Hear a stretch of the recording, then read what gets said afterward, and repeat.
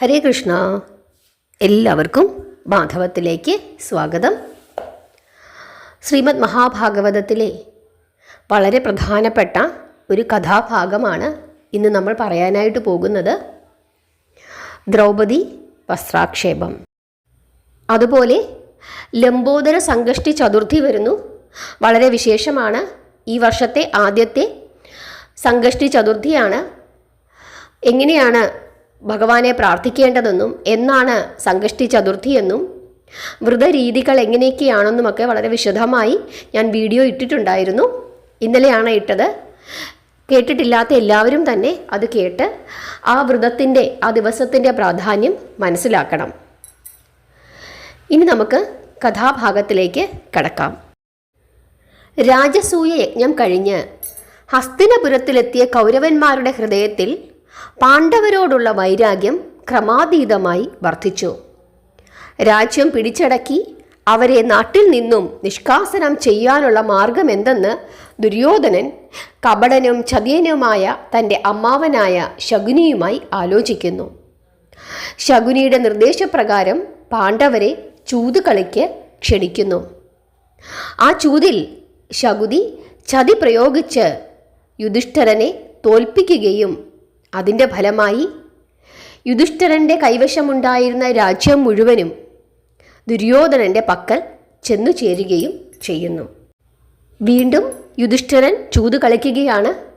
കലി ബാധിച്ചതുപോലെ തൻ്റെ സഹോദരന്മാരെ എല്ലാവരെയും പണയം വെക്കുന്നു. അവനവനെ തന്നെ യുധിഷ്ഠിരൻ പണയം വെക്കുന്നു. അതിനുശേഷം തൻ്റെ പത്നിയായ ദ്രൗപദിയെയും പണയം വെക്കുന്നു. രാജസൂയ സഭാതലത്തിൽ സ്ഥലജലഭ്രമം മൂലം തങ്ങൾക്കു പറ്റിയ അമളി കണ്ടു ചിരിച്ച പാഞ്ചാലിയോട് വൈരാഗ്യം തീർക്കുവാനും പാണ്ഡുപുത്രന്മാരെ നാണം കെടുത്തുവാനും വേണ്ടി നിറഞ്ഞ രാജസഭാ അങ്കണത്തിൽ വെച്ച് ദ്രൗപദിയെ പരസ്യമായി ആക്ഷേപിക്കാനായിട്ട് ദുര്യോധനനും കൂട്ടുകാരും ആലോചിക്കുന്നു.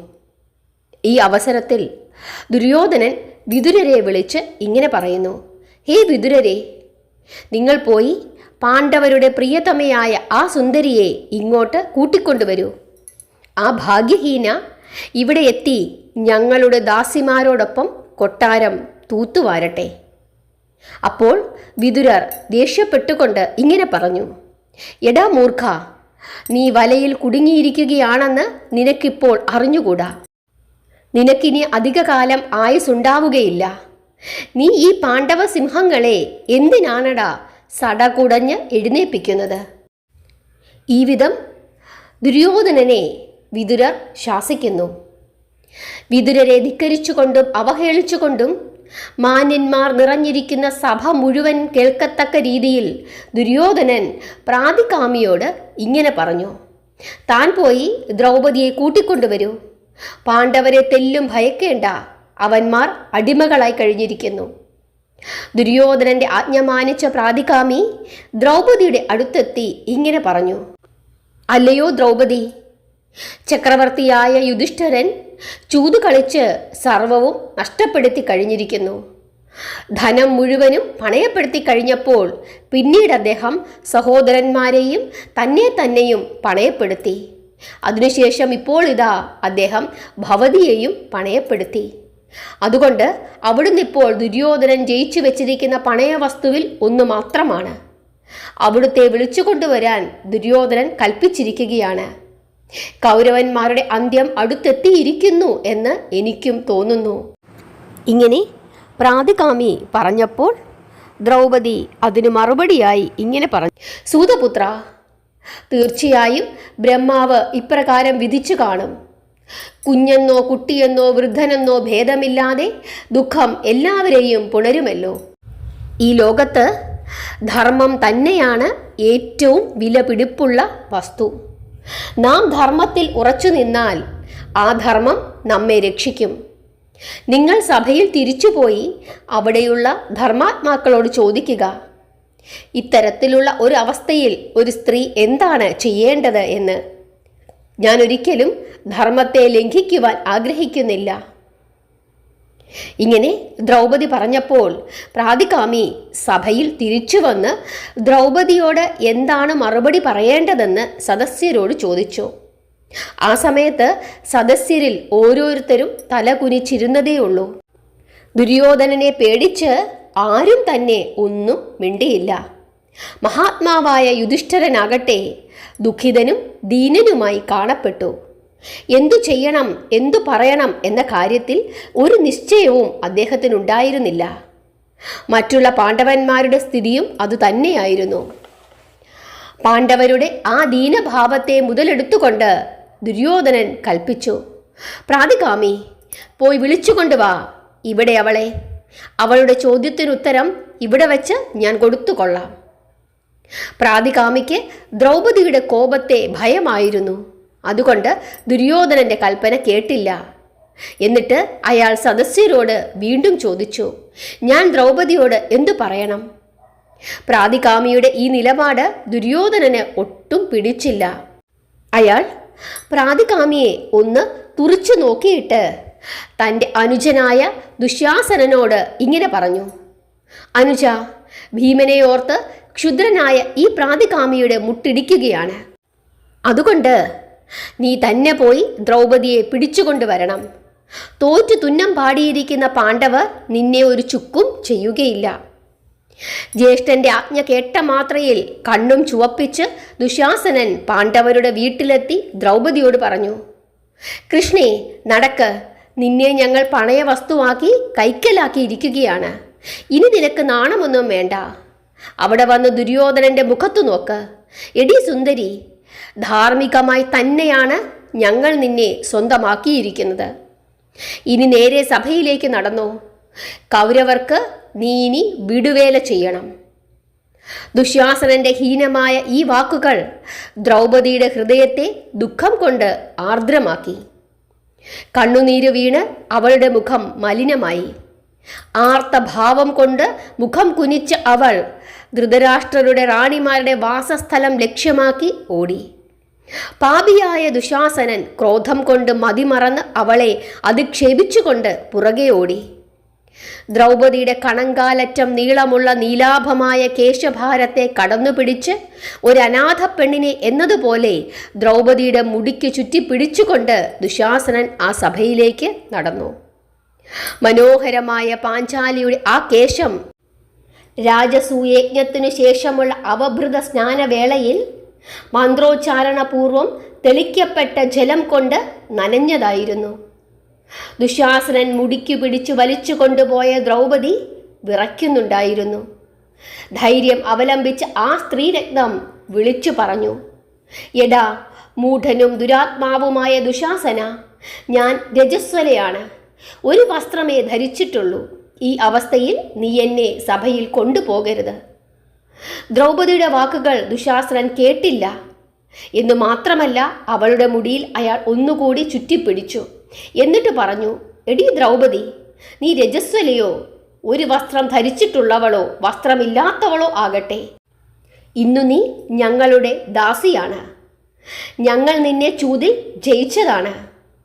ഇനി നിനക്ക് നീചജാതിയിൽപ്പെട്ട സ്ത്രീകളെ പോലെ ഞങ്ങളുടെ ദാസിമാരോടൊപ്പം കഴിയാം. ദുശാസനൻ ഇങ്ങനെ പറഞ്ഞുകൊണ്ട് ദ്രൗപദിയെ വീണ്ടും സഭയിലേക്ക് വലിച്ചിഴച്ചു. ദ്രൗപദിയുടെ ഉടുവസ്ത്രം അല്പം താഴോട്ട് അയഞ്ഞു പോയിരുന്നു. അവൾക്ക് ലജ്ജയുണ്ടായി. വിതുമ്പിക്കൊണ്ട് ദ്രൗപദി ഇങ്ങനെ പറഞ്ഞു, എടാ ദുഷ്ട, ശാസ്ത്ര പണ്ഡിതന്മാരും യാജ്ഞികന്മാരും ഇന്ദ്രന് തുല്യമായ ഭരണാധികാരികളും എൻ്റെ ഗുരുജനങ്ങളും ഈ സഭയിലിരിക്കുന്നു. ഈ മഹാന്മാരുടെ മുമ്പിൽ ഈ വേഷത്തിൽ ഞാൻ എങ്ങനെ നിൽക്കും? എടാ പരമദ്രോഹി, എൻ്റെ വസ്ത്രത്തിൽ പിടിച്ചു വലിക്കരുത്. എൻ്റെ വസ്ത്രം അഴിച്ചിടരുത്. ഈ നീചന് ധർമ്മമില്ലേ? ഇന്ദ്രൻ നിന്നെ രക്ഷിക്കാൻ വന്നാൽ പോലും പാണ്ഡവരുടെ കയ്യിൽ നിന്നും നീ രക്ഷപ്പെടില്ല. ധർമ്മരാജനായ യുധിഷ്ഠിരൻ ധർമ്മപദത്തിൽ നിന്നും തെല്ലും വ്യതിചലിക്കുന്നവനല്ല. അദ്ദേഹം ധർമ്മത്തിൻ്റെ സൂക്ഷ്മതത്വം അറിയുന്നവനാണ്. ദോഷത്തിൻ്റെ ഒരു കണിക പോലും അദ്ദേഹത്തിൽ തീണ്ടിയിട്ടില്ല. കഷ്ടം, ഭാരതവംശത്തിൻ്റെ അധപ്പതനം. ഈ ദുര്യോധനാദികൾ ക്ഷത്രിയത്വത്തിനു തന്നെ കളങ്കമായിരിക്കുകയാണ്. സഭയിലിരിക്കുന്ന കൗരവന്മാർ കുലമര്യാദയുടെ നേരെ എന്തേ കണ്ണടയ്ക്കുന്നു? ദ്രോണരുടെയും ഭീഷ്മരുടെയും വിതുരരുടെയും ആത്മബലം എവിടെ പോയി? ജ്ഞാനവൃദ്ധന്മാരും വയോവൃദ്ധന്മാരും കൊടും പാപത്തിൽ ചാലിച്ച ഈ അധർമ്മം നോക്കിക്കൊണ്ടിരിക്കുകയാണോ? ക്രോധം ആളിക്കത്തിക്കൊണ്ട് നിൽക്കുന്ന പാണ്ഡവരെയും നോക്കിയാണ് ദ്രൗപദി ഇപ്രകാരം പറഞ്ഞുകൊണ്ടിരിക്കുന്നത്. അത് അവരിൽ ആളിക്കത്തുന്ന ക്രോധാഗ്നികൾക്ക് എണ്ണ ഒഴിക്കലായി മാറി. തങ്ങളുടെ സർവസ്വവും രാജ്യം തന്നെയും ചൂതു പണയമായി വെച്ച് തോറ്റതിൽ അവർക്കുണ്ടായ ദുഃഖത്തിൻ്റെ 1000 മടങ്ങു ദുഃഖം പാഞ്ചാലിയുടെ ഈ ദയനീയമായ അവസ്ഥ നേരിൽ കണ്ട അവർക്കുണ്ടായി. പാണ്ഡവരെ മാറി മാറി നോക്കി ദുശാസനൻ പാഞ്ചാലിയുടെ ഉടുതുണി പിടിച്ചു വലിക്കുന്നു. പൂർണ്ണ സഭയുടെ മുമ്പാകെ അരങ്ങേറിയ പൈശാചികമായ ആ സംഭവത്തെ കർണൻ ന്യായീകരിച്ചു. ശകുനി ആ ഹീന സംഭവം ന്യായീകരിക്കുക മാത്രമല്ല, പ്രശംസിക്കുക കൂടി ചെയ്തു. ദുശാസനനും കർണനും ശകുനിയും ഒഴികെ മറ്റാരും തന്നെ ഈ ഹീനകൃത്യത്തെ നേരിട്ട് അനുകൂലിച്ചില്ല. ദുഃഖഭാരം കൊണ്ട് അവരുടെ ശിരസ്സുകൾ കുനിഞ്ഞുപോയി. ദ്രൗപദി പറഞ്ഞു, ക്രൂരന്മാരായ ഈ പാപികൾ പാണ്ഡവരുടെ ഐശ്വര്യത്തിലുള്ള അസഹിഷ്ണുത കൊണ്ടാണ് ധർമ്മരാജനെ ചൂതാട്ടത്തിന് പാത്രമാക്കുകയും അദ്ദേഹത്തിൻ്റെ ധനം വഞ്ചിച്ച് കൈക്കലാക്കുകയും ചെയ്തിരിക്കുന്നത്. ധനവും രാജ്യവും പണയം വെച്ച് കഴിഞ്ഞപ്പോൾ അദ്ദേഹം സഹോദരന്മാരെയും തന്നെയും പിന്നെ എന്നെയും ചൂതിന് പണയം വെച്ചു.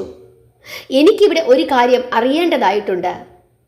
ധാർമ്മികമായി മഹാരാജാവിന് എന്നെ പണയം വയ്ക്കുവാനുള്ള അധികാരം ഉണ്ടായിരുന്നുവോ?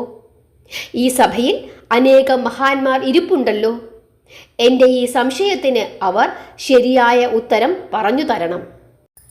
പാണ്ഡവരുടെ ദുഃഖവും ദ്രൗപദിയുടെ നാഥനില്ലാത്ത അവസ്ഥയും കണ്ടിട്ട് ധൃതരാഷ്ട്രരുടെ മകനായ വികർണൻ ഇങ്ങനെ പറഞ്ഞു, ഹേ സഭാവാസികളെ, ദ്രൗപദിയുടെ ഈ ചോദ്യത്തിന് നന്നായി ചിന്തിച്ചു വേണം ഉത്തരം പറയുവാൻ. ഇത്തരം ചോദ്യങ്ങൾക്കുള്ള ഉത്തരം പിശകിയാൽ ഉത്തരദാതാവ് നരകത്തിൽ പതിക്കും. ഭീഷ്മ പിതാമഹനും അച്ഛനും മഹാപണ്ഡിതനായ വിതുരരും ഈ ചോദ്യത്തിന് എന്താണ് ഉത്തരം പറയാതിരിക്കുന്നത്? ആചാര്യ ദ്രോണരും കൃപാചാര്യരും എന്തുകൊണ്ട് മൗനം വെടിയുന്നില്ല? രാജാക്കന്മാർ ഇവിടെയും അനേകം പേരുണ്ടല്ലോ. അവരാരും എന്തേ ഈ സമസ്യയ്ക്കൊരു പരിഹാരം കാണാത്തത്? ദ്രൗപദിയുടെ ഈ പ്രശ്നത്തിന് ഓരോരുത്തരും അവരവരുടെ അഭിപ്രായം പ്രകടിപ്പിക്കുക തന്നെ വേണം. ഈ നിലയിൽ വികർണൻ ആവർത്തിച്ചാവശ്യപ്പെട്ടെങ്കിലും ആരും ഒരക്ഷരം പോലും മിണ്ടിയില്ല. വികർണൻ കൈമലർത്തി ദീർഘമായി ഒന്ന് നിശ്വസിച്ചുകൊണ്ട് വീണ്ടും പറഞ്ഞു, ഹേ കൗരവന്മാരെ, നിങ്ങൾ ഉത്തരം പറയുകയോ പറയാതിരിക്കുകയോ ചെയ്യുക. ഈ വിഷയത്തിൽ എൻ്റെ മനസ്സ് മന്ത്രിക്കുന്ന ന്യായമായ കാര്യം വിളിച്ചു പറയാതെ ഞാൻ അടങ്ങിയിരിക്കുകയില്ല. ശ്രേഷ്ഠന്മാരായ മഹാത്മാരെ, രാജാക്കന്മാർക്ക് 4 കാര്യങ്ങളിൽ അശക്തിയുണ്ട്. മൃഗയാ വിനോദം, മദ്യപാനം, ചൂതുകളി, സ്ത്രീ സേവ എന്നിവയാണ് അവ. അവയിൽ ആസക്തനാകുന്നവൻ അധപ്പതിക്കുക തന്നെ ചെയ്യും. ഇവിടെ ചൂതാളന്മാർ യുധിഷ്ഠിരനെ ചൂതിന് വിളിച്ചു വരുത്തി. ആ രാജാവാകട്ടെ ചൂതുകളിയിലെ ആസക്തി മൂലം ദ്രൗപദിയെ പോലും പണയം വെച്ചു. ഈ ദ്രൗപദി യുധിഷ്ഠിരൻ്റെ മാത്രം സ്വന്തമല്ല, മറ്റു 4 പാണ്ഡവന്മാർക്കും അവളിൽ തുല്യമായ അവകാശമാണ്. മറ്റൊരു വിഷയം കൂടിയുണ്ട്. യുധിഷ്ഠിരൻ സ്വയം പണയപ്പെടുത്തിയതിനു ശേഷമാണ് ദ്രൗപദിയെ പണയം വെച്ചത്. അതുകൊണ്ട് ദ്രൗപദിയെ ചൂതിനു പണയം വെക്കുവാൻ യുധിഷ്ഠിരന് അവകാശമില്ല എന്നാണ് എൻ്റെ വിശ്വാസം. മറ്റൊരു കാര്യം കൂടി ഇവിടെ ശ്രദ്ധേയമാണ്. എല്ലാ വസ്തുവകകളും യുധിഷ്ഠിരൻ സ്വയം പണയം വെച്ചതുപോലെയല്ല ദ്രൗപദിയുടെ കാര്യത്തിൽ സംഭവിച്ചത്. ശകുനി ആവശ്യപ്പെട്ടതിനനുസരിച്ച് ദ്രൗപദിയെ പണയം വെക്കുകയായിരുന്നു. ഈ വക വിഷയങ്ങളെല്ലാം വിശദമായി പരിശോധിച്ചതിൽ നിന്നും ഞാനൊരു കാര്യം തീർപ്പാക്കുന്നു. ദ്രൗപദി ഒരു പണയ വസ്തുവല്ല. ദ്രൗപദിയെ ആർക്കും തന്നെ പണയം വെക്കുവാൻ സാധിക്കുകയുമില്ല. വികർണന്റെ ഇത്തരത്തിലുള്ള വാക്കുകൾ സദസ്യർ ഒന്നടങ്കം സ്വീകരിച്ചു. ധാരാളം പേർ ശകുനിയെ നിന്ദിക്കുവാൻ തുടങ്ങി. സഭ ഇളകി മറിഞ്ഞു. സർവത്ര കോലാഹലമായി. കോലാഹലങ്ങൾ തെല്ലൊന്ന് അടങ്ങിയപ്പോൾ കോപത്തോടുകൂടി കർണൻ വികർണന്റെ കൈക്ക് പിടിച്ചു വലിച്ചുകൊണ്ട് ഇങ്ങനെ പറഞ്ഞു: വികർണ, നീ എന്തിനാണ് കാര്യങ്ങളെ വളച്ചൊടിച്ച് സമർത്ഥിച്ചത്? അരണിയിൽ നിന്നുണ്ടാകുന്ന ഒരു അഗ്നിസ്ഫുരണം അഗ്നിപ്രളയത്തിന് വഴിവെക്കുന്നത് പോലെ നീ വിളിച്ചു പറഞ്ഞ ഈ കാര്യങ്ങൾ നമുക്ക് വംശനാശം വരുത്തുമല്ലോ. ദ്രൗപദി പലതവണ കരഞ്ഞപേക്ഷിച്ചിട്ടും ഈ മഹാസദസ്സിലെ ഒരുവൻ പോലും ഉത്തരം പറയാഞ്ഞത് നീ കണ്ടില്ലേ? നിയമാനുസൃതം ജയിക്കപ്പെട്ടവളാണ് ദ്രൗപദി. അതുകൊണ്ടാണ് മഹാന്മാരാരും അഭിപ്രായം പറയാതിരുന്നത്. നീ ചെറുപ്പത്തിൻ്റെ ചോരത്തിളപ്പിൽ ഇതെല്ലാം വിളിച്ചു കൂവുകയാണ്. ഇത് ചെറിയ വായിലെ വലിയ വർത്തമാനമാണ്. നീ ദുര്യോധനന്റെ ഇളയ അനുജനാണ്. നീ ഇപ്പോൾ ധർമ്മത്തിൻ്റെ മർമ്മമൊന്നും പഠിച്ചിട്ടില്ല. അല്പജ്ഞനായ നിന്റെ തീരുമാനത്തിൽ എന്തു കഴമ്പിരിക്കുന്നു? യുധിഷ്ഠിരൻ തൻ്റെ സർവസ്വവും ചൂതിൽ അടിയറവ് വെച്ചു കഴിഞ്ഞിരിക്കുന്നു. പിന്നെ എങ്ങനെയാണ് ദ്രൗപദി ജയിക്കുന്നത്? ആ സർവസ്വത്തിൻ്റെ കാര്യത്തിൽ ദ്രൗപദിയും ഉൾക്കൊള്ളുമെന്ന് നിനക്കറിയില്ലേ? ദ്രൗപദിയെ പണയം വെക്കുന്നത് പാണ്ഡവന്മാർക്ക് സമ്മതമായിരുന്നില്ല എന്ന് നിനക്ക് തോന്നുന്നുണ്ടോ? അതുമാത്രമല്ല, രജസ്വലയായ ദ്രൗപദിയെ സദസ്യരുടെ മുമ്പിൽ കൊണ്ടുവരാൻ പാടില്ലായിരുന്നുവെന്ന് നീ വിചാരിക്കുന്നുണ്ട് എങ്കിൽ അതിനുള്ള മറുപടി കേട്ടുകൊള്ളുക. ദ്രൗപദി 5 പുരുഷന്മാരുടെ ഭാര്യയാകയാൽ അവൾ തികച്ചും വേശ്യയാണ്. അതുകൊണ്ട് ഉടുത്തോ ഉടുക്കാതെയോ അവളെ സദസ്സിൽ കൊണ്ടുവരാം. അതിൽ യാതൊരു ദോഷവുമില്ല.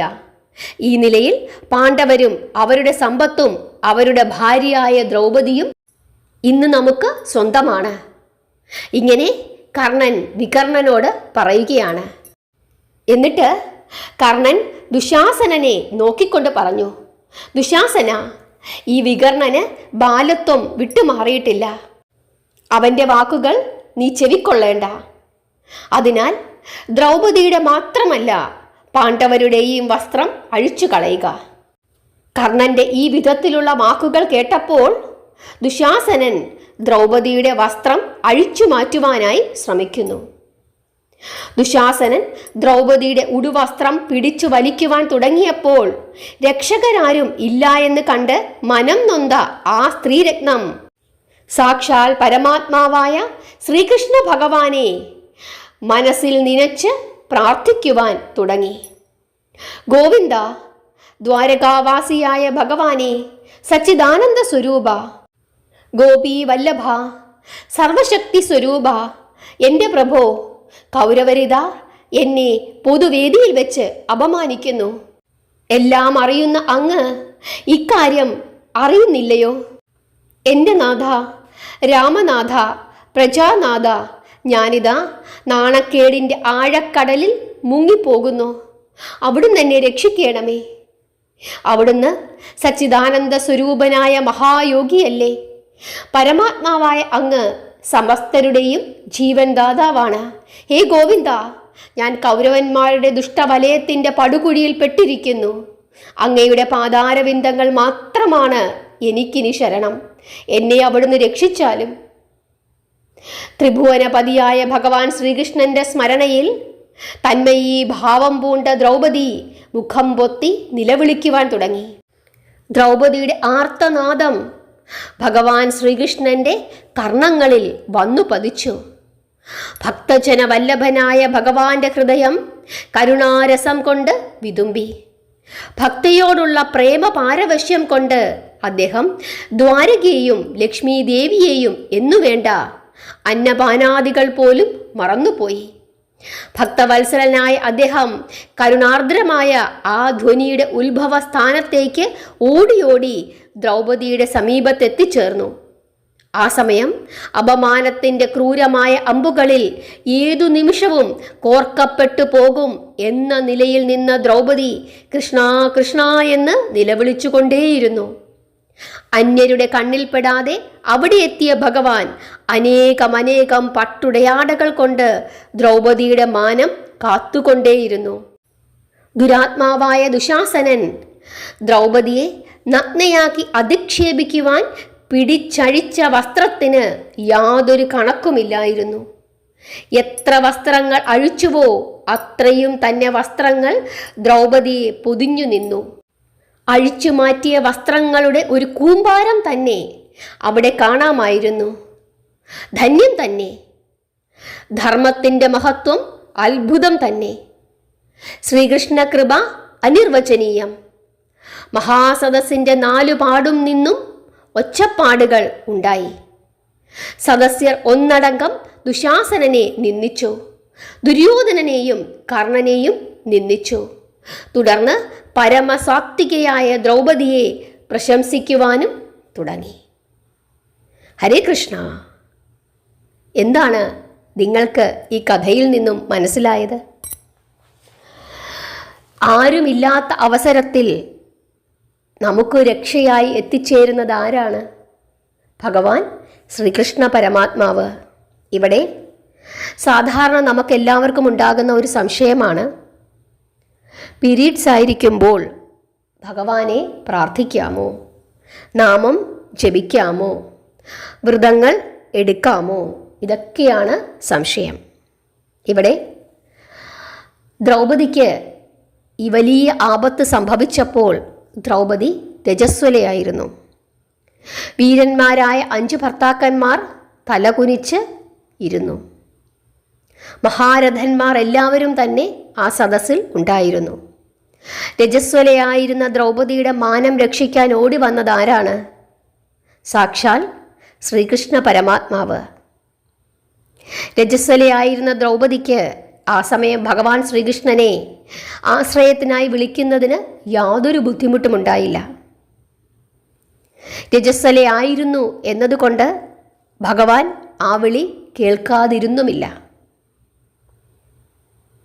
നിങ്ങൾ പലപ്പോഴും ചോദിച്ചിട്ടുള്ള ആ ചോദ്യങ്ങൾക്ക് ഉള്ള ഉത്തരം ഇതിൽ നിന്ന് തന്നെ നിങ്ങൾക്ക് ലഭിച്ചിട്ടുണ്ടാകും എന്ന് ഞാൻ വിശ്വസിക്കുന്നു. ശുദ്ധവും അശുദ്ധിയുമൊന്നും ഈശ്വരനില്ല.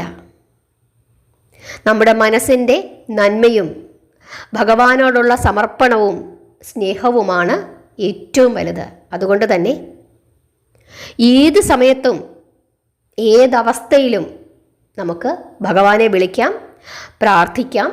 പക്ഷേ ഇന്ന് നമ്മുടെ സമൂഹത്തിൽ നിലനിന്നിരിക്കുന്ന ആചാരങ്ങൾ അനുസരിച്ച് നമ്മൾ ആ സമയങ്ങളിൽ ക്ഷേത്രങ്ങളിൽ പോകാറില്ല. കാരണം അവിടെ പല താന്ത്രിക വിധികൾ പ്രകാരമാണ് മന്ത്രങ്ങളും പൂജകളുമൊക്കെ നടക്കുന്നത്. അതിനെപ്പറ്റി വിശദമായി പറയാനൊന്നും എനിക്കറിയില്ല.